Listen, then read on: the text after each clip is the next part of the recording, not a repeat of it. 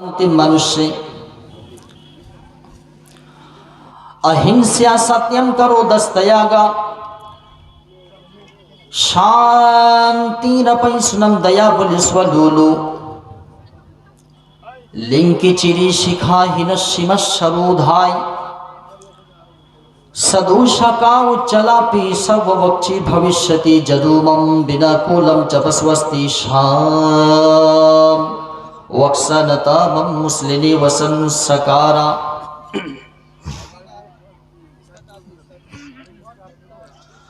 उपस्थित सम्मानित आजके सभार योग्यतम निर्वाचित सभापति साहेब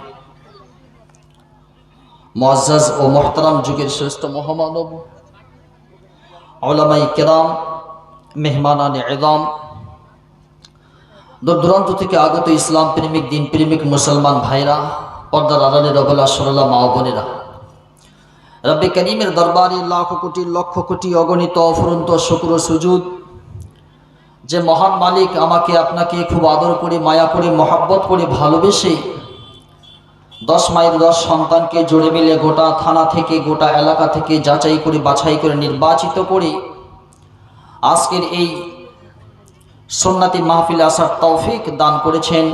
এজন্যই আল্লাহ পাক রব্বুল আলামিনের দেওয়া জবান দিয়ে আমরা কালিমাতুশ শুকর আদায় করছি। এইজন্য সকলেই অন্তরের অন্তঃস্থল থেকে জোর গলায় উচ্চ স্বরে আওয়াজ দিয়ে আমরা পড়ছি আলহামদুলিল্লাহ।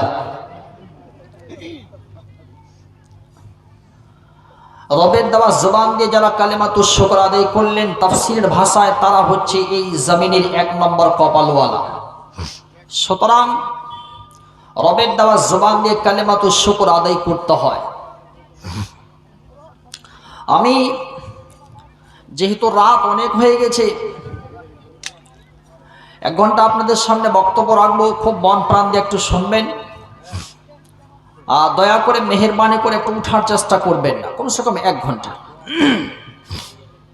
আমি সরাসরি ডাইরেক্টলি আলোচনার দিকে চলে যাচ্ছি। এই যে রব, আমরা যে আল্লাহকে যে আল্লাহ পেয়েছি, এই যে রব, রব কথার দারুণ বিশাল ব্যাখ্যা আছে। আপনি সামান্য একটা জোনাকি পোকা দেখেন, এই জোনাকি পোকার পাছায় এত সুন্দর করে একটা লাইট ফিট করে রেখে দিয়েছে। পৃথিবীর কোনো মানুষ পিডিপি আরএপি সরকার কেউ এর পিছনে লাইট ফিট করতে যায়নি। যিনি দিয়েছেন তিনার নাম হচ্ছে রব, তিনি হচ্ছেন আল্লাহ। একটা কবিতা আছে না, যে বাবুই পাখিরে ডাকি বলেছে চড়াই, কুড়ে ঘর থেকে করো শিল্পের বড়াই। আসলে বাবুই পাখি শিল্পীর মতো বড়াই করবে এমনটা তার ক্ষমতা নেই। তারপরেও বাবুই পাখি কোথা থেকে যে এতগুলো পাতা ছেড়ে এনে সুন্দর করে যে একটা বাসা বাঁধলো।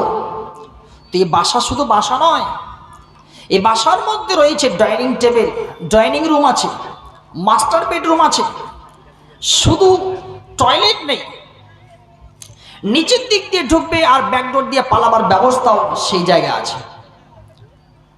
এর মাথার মধ্যে আল্লাহ পাক এমন একটা বুদ্ধি দিলেন যে রাত্রিবেলায় অন্ধকার, তারা রাত কাটাবে কি করে, এই জন্য তার মাথার মধ্যে এমন একটা আল্লাহ বুদ্ধি ফিট করলেন যে কোথা থেকে কাদা নিয়ে এসে, কিছু কাদা নিয়ে এসে তারা বাসার উপরের অংশে লাগিয়ে দিয়েছে। 5-6টা জোনাকি পোকা ধরে নিয়েছে, মাথা ভিতরে ঢুকিয়ে দিয়েছে, পাছা বের করে রেখে দিয়েছে, অটোমেটিকলি 0 পাওয়ারের বাল্ব তৈরি হয়ে গিয়েছে। সুতরাং এরই নাম হচ্ছে রব। রব কথার ব্যাখ্যাটাই আলাদা। আপনি দেখেন এই যে কাগজগুলো যে বানা হয়েছে, কাগজের একটা মেশিন আছে। গাছগুলোকে কেটে কেটে টুকরো করে করে করে করে তারপর একটা বিশাল বড় মেশিনে রাখা হয়।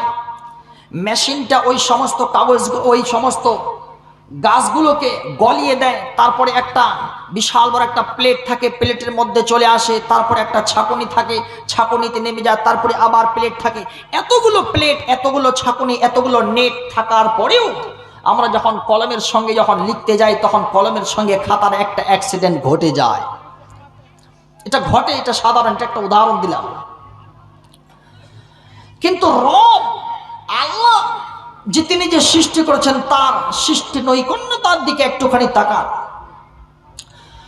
কোরআনে কারীমের মধ্যে আল্লাহ পাক তিনি বলেন, ওয়া ইন্না লাকুম ফিল আনআমি লাইবরা নুসকিকুম মিম্মা ফি বুতুনিহি মিন বাইনি ফারসিন ওয়া দামিল লাবানান খালিসান সাইগাল লিশ-শারিবিন। আল্লাহ পাক তিনি বলছেন, আমি আল্লাহ তাআলা চতুষ্পদ জন্তুর মধ্যে আমি আল্লাহ মানুষের জন্য নিদর্শন রেখে দিয়েছি। কেমন নিদর্শন? একটা গরু ভুসা খেলো, তুষা খেলো, গাছের লতা পাতা সব কিছু খায়।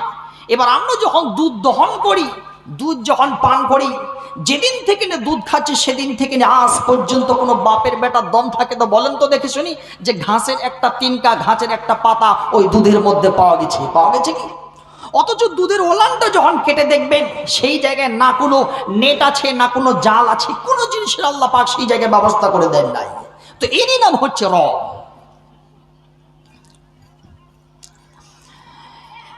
বাজার থেকে একটা আম কিনে নিয়ে আসলেন,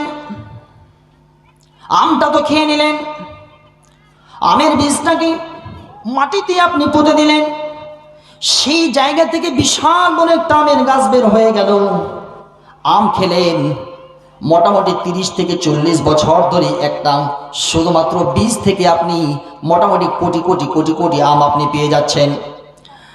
আবার আপনি পাশে তাকায় দেখেন, এই জমিনের দিকে তাকায় দেখেন, এই জমিনের মধ্যে আপনি ধান দিলেন, আবার আপনার জমিনের পাশেই অন্যজন পাট দিয়েছে, আবার কেউ মাকাই ভুট্টা দিয়েছে। এই একই জমিনের মধ্যে বিভিন্ন নানান ধরনের ফসল হচ্ছে। আল্লাহ পাক তিনি বলতেছেন, বান্দারে একটু খালি আমার জমিনের দিকে তাকায় দেখো আমি আল্লাহ পাক কেমন রব। তুমি তো একটা গাছ লাগায় তো ঘুমিয়ে গিয়েছো, কিন্তু আমি রব্বুল আলামিন কত সুন্দর খেতি করতে পারি। আল্লাহ পাক তিনি বলেন, আনতুম তাজরাউনাহু আম